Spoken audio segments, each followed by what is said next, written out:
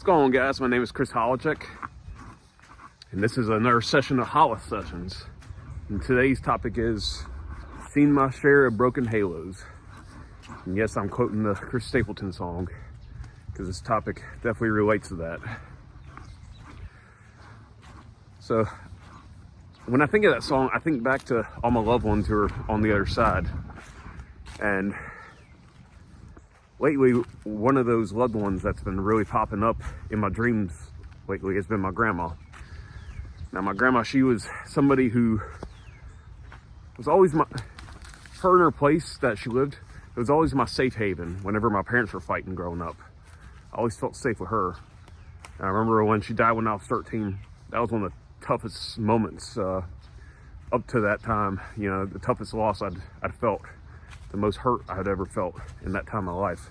It was also a time where my parents were divorcing, and it just, you know, I was in middle school, so it was a lot of weight on my shoulders as a 13-year-old. And not having her physically, really, like, it was a hard adjustment. But through time, I've realized she never really left. She just, you know, wanders around in a spiritual form. And there's so many different signs she'll send me, like, you know, like lately I've been seeing owls flying by me, which, you know, she's a bird enthusiast, and I see it as little signs that, and angel numbers.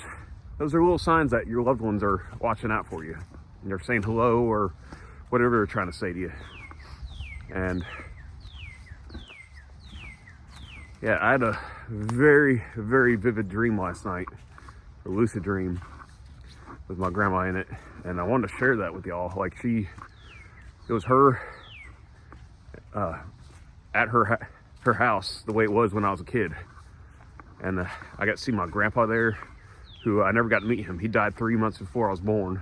And my great grandma, who died when I was 1 year old, and you know, I got to talk to them and hug them, and you know, they're saying how proud they were of me. And it's funny, in my last video I was talking about, you know, not rushing love, let it happen when it's meant to happen. That's something they said. They were like, stop worrying about that. Like, part of the reason I wanted to date, you know, get married, have kids so bad was to continue the family name, continue the bloodline, you know. That was a little more ego driven.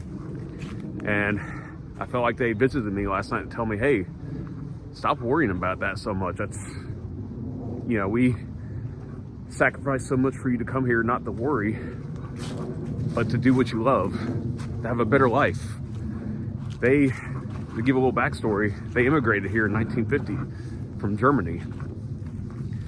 And they went through some pretty rough stuff in World War II. Like my grandma and great aunt and the great grandma, I remember hearing stories where they would hide under the bed, and my great grandma would disguise herself as an old lady, you know, because Russian soldiers were invading their little town in Czech Republic, which was part of Germany at the time. And she would disguise herself as an old lady, so they can't say the word right here on YouTube, but the R word, where they force, you know, do sexual things without your permission.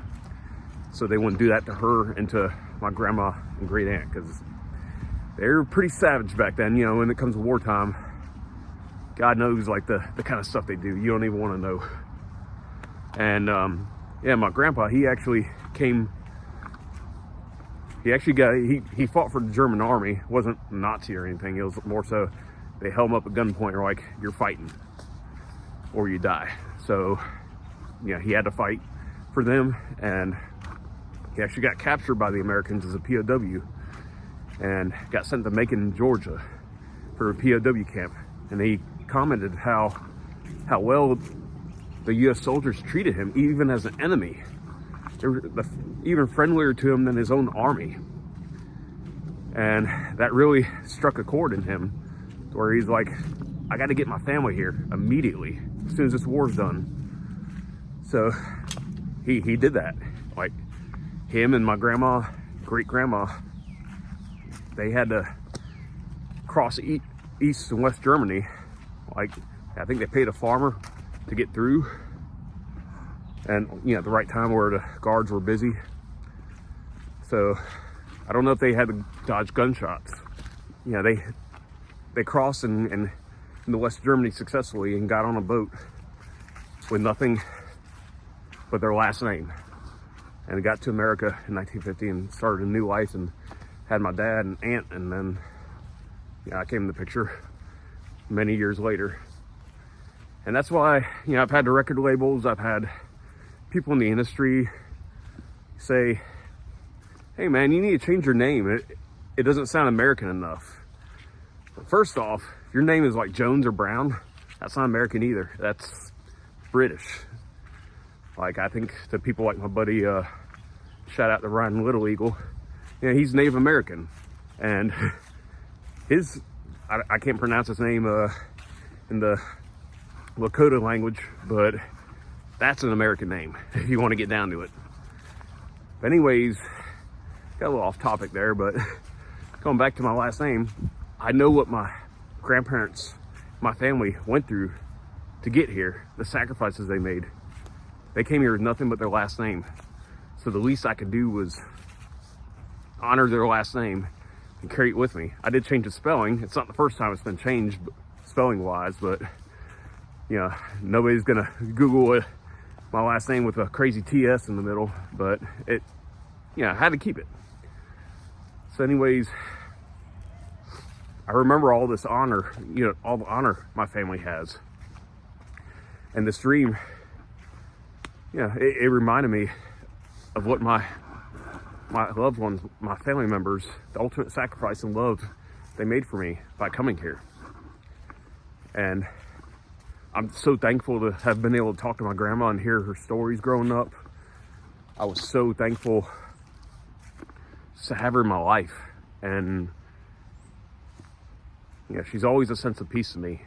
And I carry that everywhere I go. And I want to share this to anybody who feels lost in whatever they're going through in life. If you're able to find out where you came from, if you're thankful or if you're blessed enough to have family records or have elderly family members to talk to them and find out where you came from.